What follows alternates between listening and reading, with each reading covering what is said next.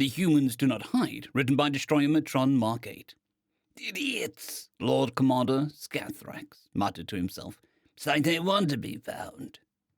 Lord Commander Scarthax was a huge brute of a Zugon. His 3 legs and all 4 arms were swollen with muscle, so swollen they looked like they might burst. All 4 of his eyes looked small and beady beneath the bone ridges that topped his head. His skin was fluorescent yellow. The skin was marred and crisscrossed with scars of 1,000 battles.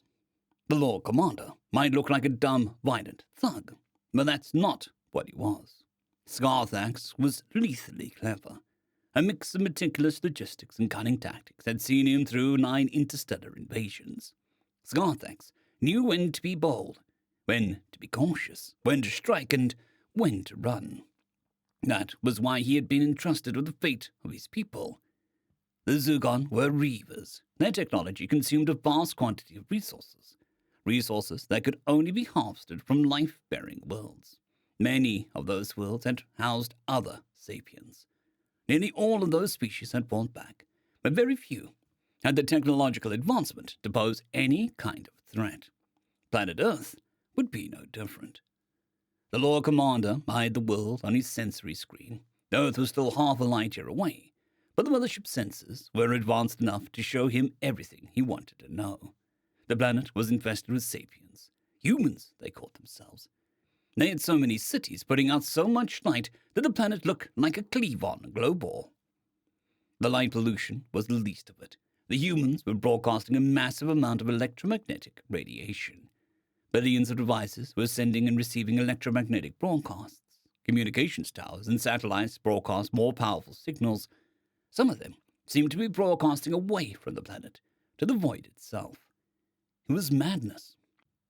Did humans not fear the hungry dark? Did they really not know other life was out there? Or worse, did they think that other life was benevolent? Idiots. The galaxy was vast. There were millions of life-bearing worlds, tens of thousands of spacefaring species, all of whom were hostile. There was the nature of the universe. At a certain point of technological advancement, every species needed to harvest worlds in order to progress further. A Class 4 civilization would need to consume hundreds of planets before their technology evolved enough to reach Class 5. Any nation that refused or failed to do so would be extinguished when another species came along. Scarthax knew the humans didn't deserve what was going to happen to them. He would take no pleasure in exterminating them.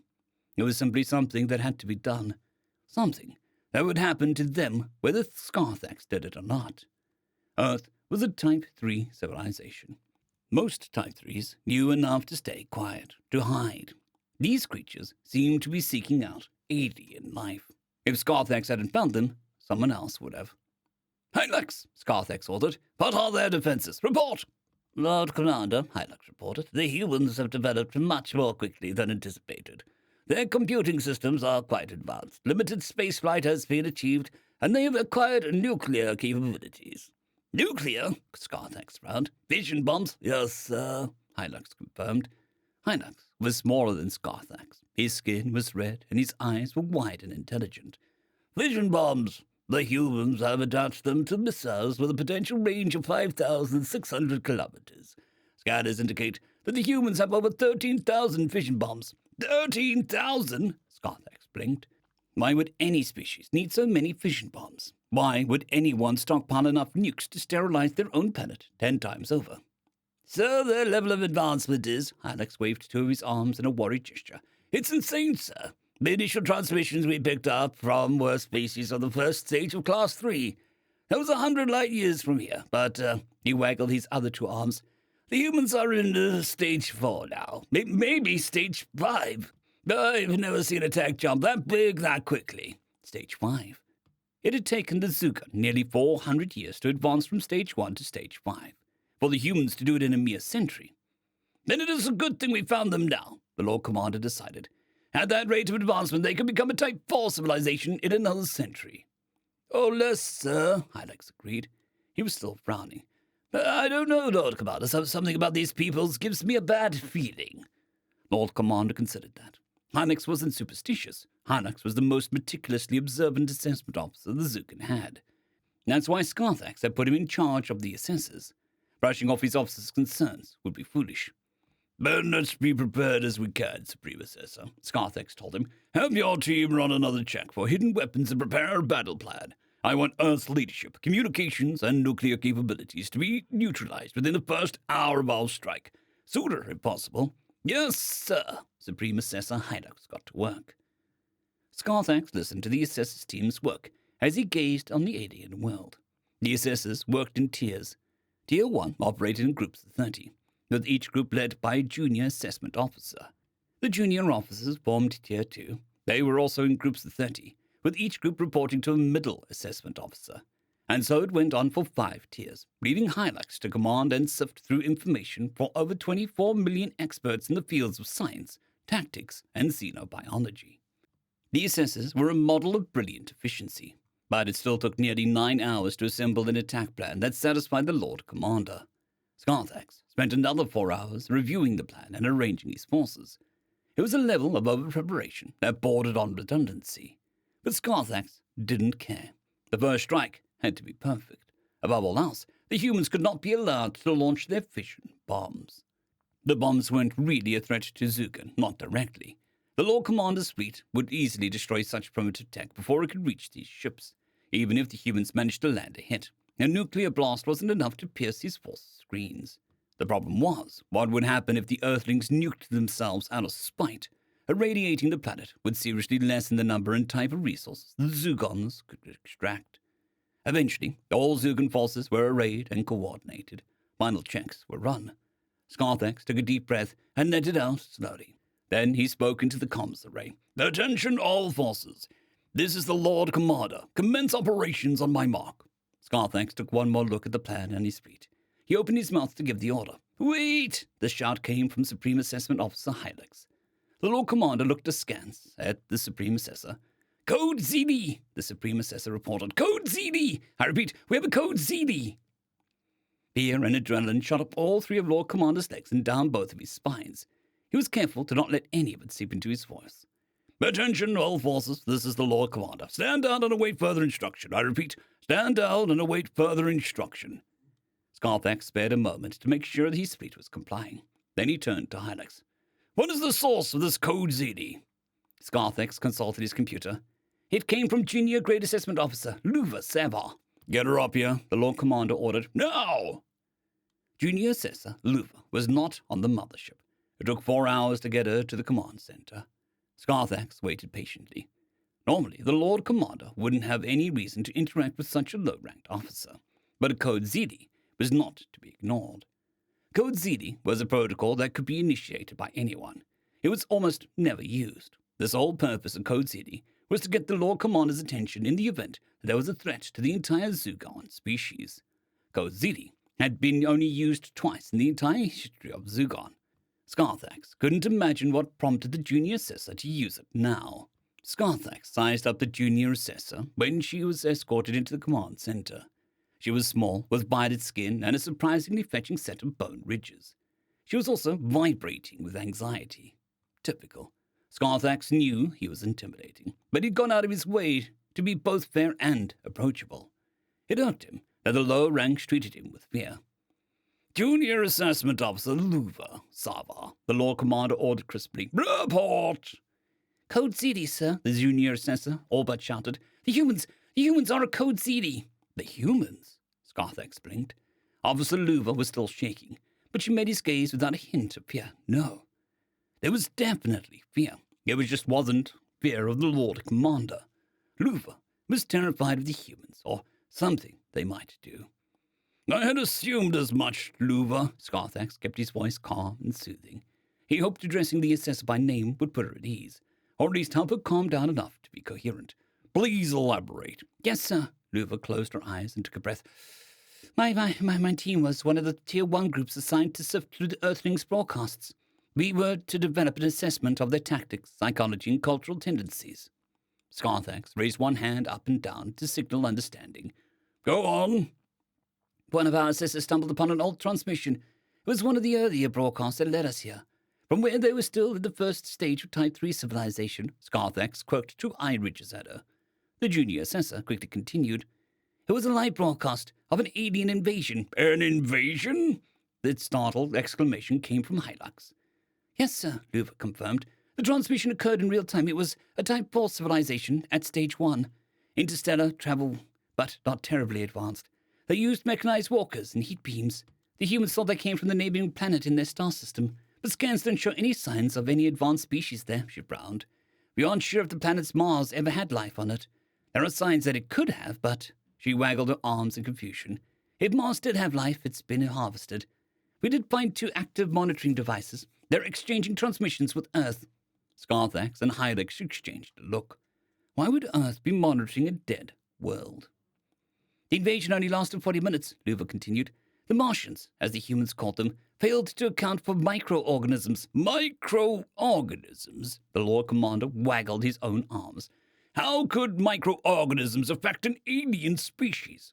Earth's biome is highly mutagenic, Luva explained. Viruses, bacteria, and parasites are known to evolve quickly and jump from one species to another. She shifted uncomfortably. Or maybe these Martians were just unlucky. I don't know. Either way, the assessor continued, the entire invasion force got sick and died. What about their technology? Asked the Lord Commander. Hylix hadn't reported any sign of Type 4 technology on the planet. We don't know, Luva admitted. My team and I searched through the broadcast, but we didn't find anything about what the humans did with it. We did find something else. Luva leaned forward, eyes bright with fear. That broadcast was not the only time Earth was invaded. Scarthax and Hylix shared another look. Hylix spoke. It is possible. The Earthlings have been blasting Ian radiation into the void for over a century. Anyone who noticed would come looking. After searching for a few hours, we sent an Ansible drone to connect directly to the human networks, Luva continued. It snagged a few of our computers, but... It what? Hylix shouted. The human network infected and destroyed 6 computers during our search, Luva elaborated. We kept them isolated from all other systems in accordance with protocol.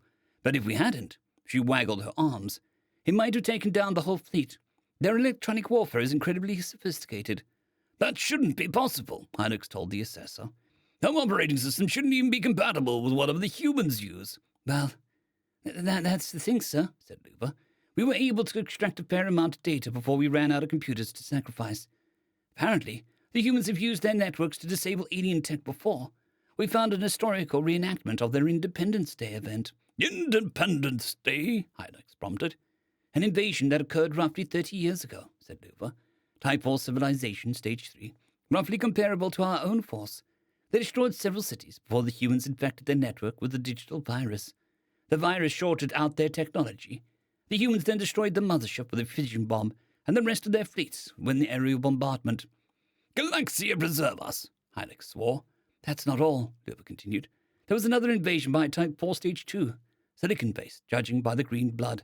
The humans killed them with the high-frequency sonics. How certain are you of this? Asked the Lord Commander. Not 100%, Luva admitted. The data we found wasn't live. It looked like historical reenactments. It's possible the broadcasts were pure fiction, but the tech and tactics line up with our own. She waved 3 arms in the Zugan equivalent of a shrug. We couldn't extract enough data to confirm or debunk anything. There is one thing that we are absolutely sure of. Then what would that be, Junior Assessor? The Lord Commander asked. The humans are aware of life outside their own world, Luva told him, and they know that life is hostile. Scarthax opened his mouth to speak. He shuddered. They know that there are other species out there, the junior sister insisted. They know that we all hide from each other. They know. If they know, Hylix said slowly, if the humans know, then they have to know what will happen if they are found. If they know that, he shifted in worry, why would they keep broadcasting? The junior assessor's fear had fallen away. She spoke with an eagerness of a scientist warming to a subject. The humans do not hide. Do not hide. Hylix gave a scoffing gurgle. They shine a beacon on themselves, like they want to be found. I think they do want to be found, said Luva. Explain, the Lord Commander ordered. He was getting tired of the assessor's leading statements. Yes, sir. The junior assessor snapped to attention, then took a short breath to collect her thoughts. The humans know there are people like us out there. Instead of hiding, they seem to be calling out for us. They appear to have destroyed at least 3 Class 4 civilizations, but no Class 4 tech has shown up on our scans, and there is a dead world right next to them that might have been harvested. For Galaxia's sake, Junior Assessor, Scarthax snapped. Get to the point! Sorry, sir, Luva said immediately. I think the humans are ambush predators. Instead of traveling and harvesting worlds, they are calling out and letting the resources come to them. If we attack them, we will die. The Lord Commander stayed silent, thinking. Halleck spoke. We should confirm this. I can assign... No, Lord Commander Scarthax cut him off. If Luva was right, then Zorgos had stayed too long already. We are leaving now. He turned to the comms. Attention all forces. This is Lord Commander Scarthax. Full retreat. I repeat, full retreat. He switched off the comms. He turned to Luva. Junior Assessor Officer Luva Sevar. The Lord Commander intoned. I find your use of Code ZA valid and justified. You and your team have performed a great service. He grimaced. You may have it just saved our entire species. Thank you, sir. Luva opened her mouth to say more. A look from the Lord Commander shut her up. Your service will be rewarded, Scarthax promised. Good work, Luva. Dismissed. Yes, sir. The junior assessor snapped to attention again, voice throbbing with pride. Then she was escorted off the bridge. She could have been wrong, sir, Hynex pointed out. Perhaps, the Lord Commander admitted. Is it worth risking our entire species to find out? Let some other moron find out if this is a trap or not. You and I are going to find a different world to conquer. End of story. If you enjoyed this story and want more from this author, there are several books of his out on Amazon. If you go to the original post, give it an update and check out the links and give them some support.